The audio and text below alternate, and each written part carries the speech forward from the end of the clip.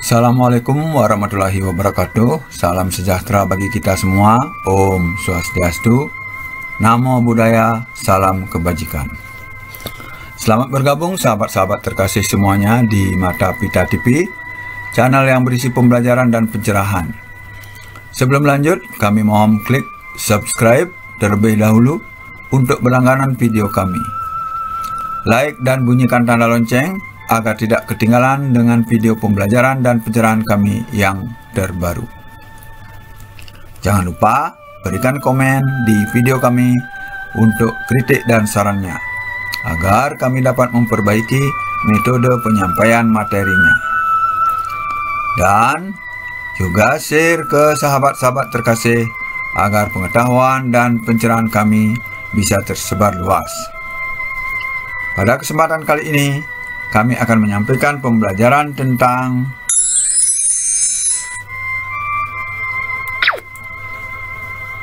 partnership liquidation, yaitu likuidasi persekutuan, di mana persekutuan secara hukum dan secara bisnis dinyatakan berhenti.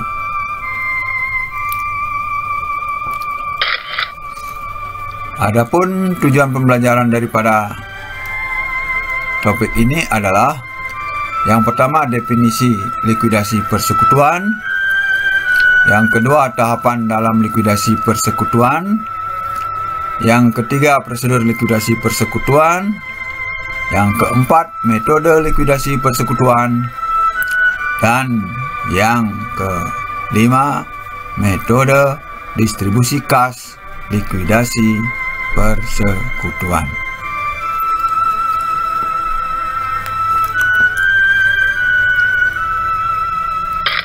Kita akan bahas yang pertama mengenai definisi likuidasi persekutuan. Likuidasi persekutuan merupakan keseluruhan proses berhentinya persekutuan secara bisnis yang mencakup pencairan sebagian atau seluruh aset menjadi uang kas, dan pengembalian atau pembayaran seluruh kewajiban perusahaan kepada kreditur dan pemilik.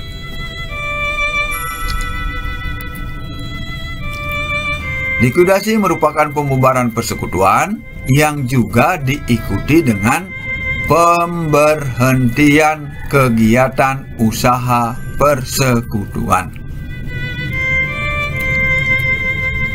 Pada saat likuidasi diputuskan, pembukuan persekutuan ditutup sehingga hanya ada laporan posisi keuangan atau neraca.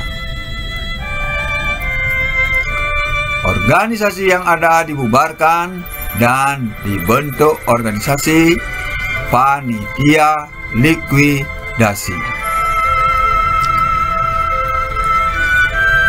Berdasarkan laporan posisi keuangan atau neraca sebelum likuidasi, maka panitia likuidasi melakukan likuidasi sesuai tahapan likuidasi.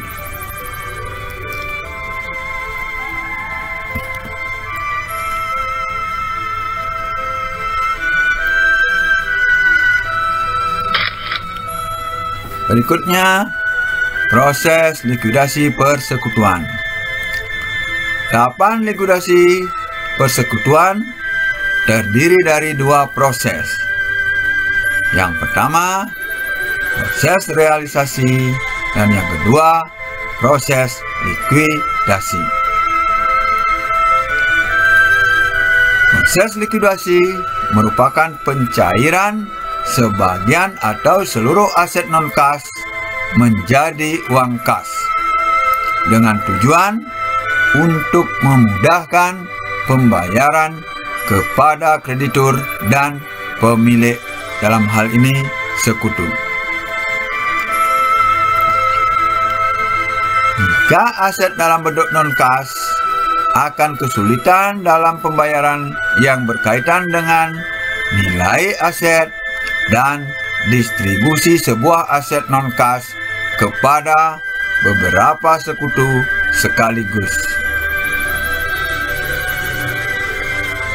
Untuk itu diperlukan proses realisasi. Proses likuidasi adalah pembayaran atau pengembalian seluruh kewajiban atau klaim perusahaan kepada kreditur dan pemilik. Jika kas tidak cukup untuk membayar seluruh kewajiban persekutuan, maka prioritas pembayaran atas kewajiban kepada kreditur luar selain utang kepada sekutu terlebih dahulu. Jika pembayaran kepada kreditur luar sudah lunas seluruhnya, dapat dilanjutkan pembayaran kepada sekutu atas kepentingan setiap anggota, termasuk piutang dan utang sekutu secara bersamaan.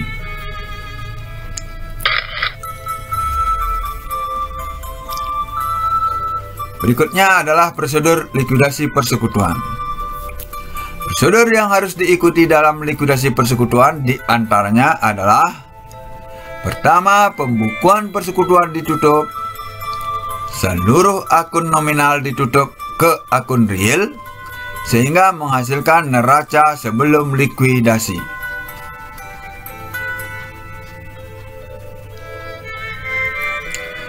Proses realisasi pencairan aset non-kas.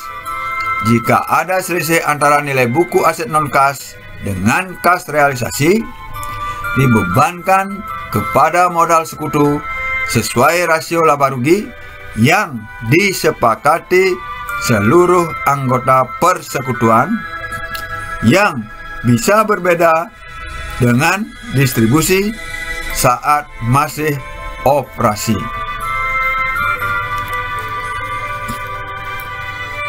Bila modal sekutu tertentu bersaldo debit, dapat diimbangi atau right of offset dengan utang persekutuan kepada sekutu tersebut. Dan bila sekutu tersebut tidak mampu menutup saldo debit modalnya, maka kerugian ini ditanggung oleh sekutu lainnya.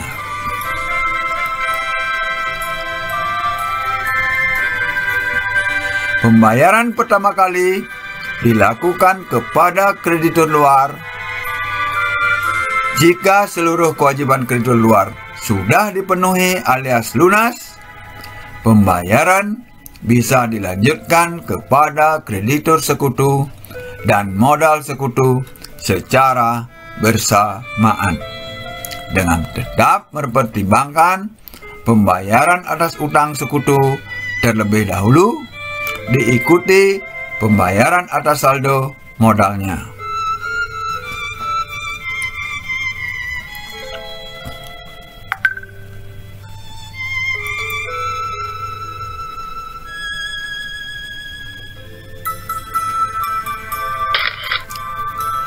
Berikutnya, metode likuidasi persekutuan.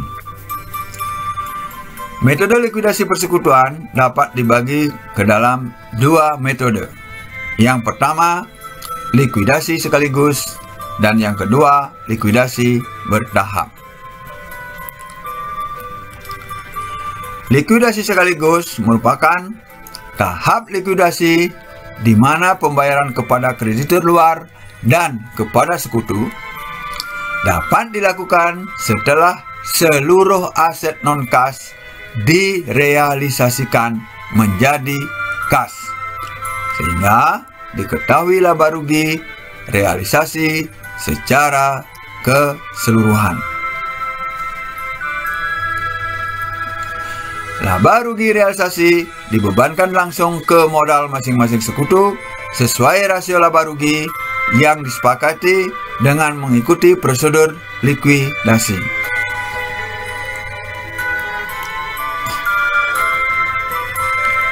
Likuidasi bertahap merupakan tahap likuidasi di mana pembayaran kepada kreditur luar dan kepada sekutu dapat saja dilakukan saat kas tersedia selama periode likuidasi sebelum tahapan realisasi selesai seluruhnya.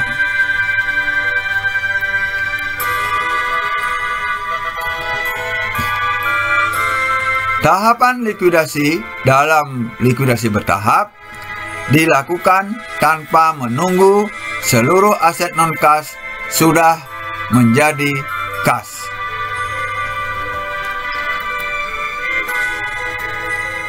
Setiap kali ada kas tersedia, dapat dilakukan tahapan likuidasi.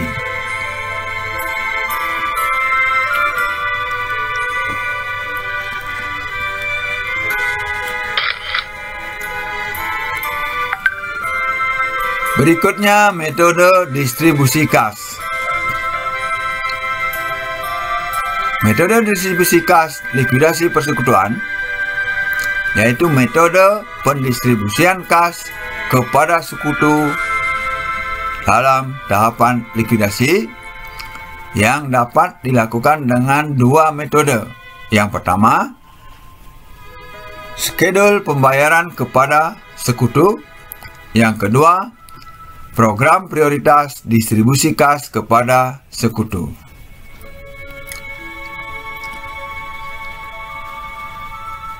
Skedul pembayaran kepada sekutu merupakan distribusi kas yang bisa dilakukan kepada sekutu dengan keyakinan bahwa jumlah yang didistribusikan tidak berlebihan dan dibuat pada saat kas dibayarkan kepada sekutu didasarkan pada asumsi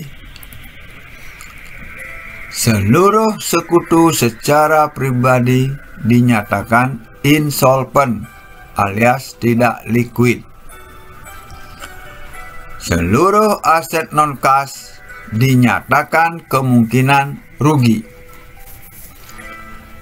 Kas ditahan, tidak dibagikan, dinyatakan kemungkinan rugi.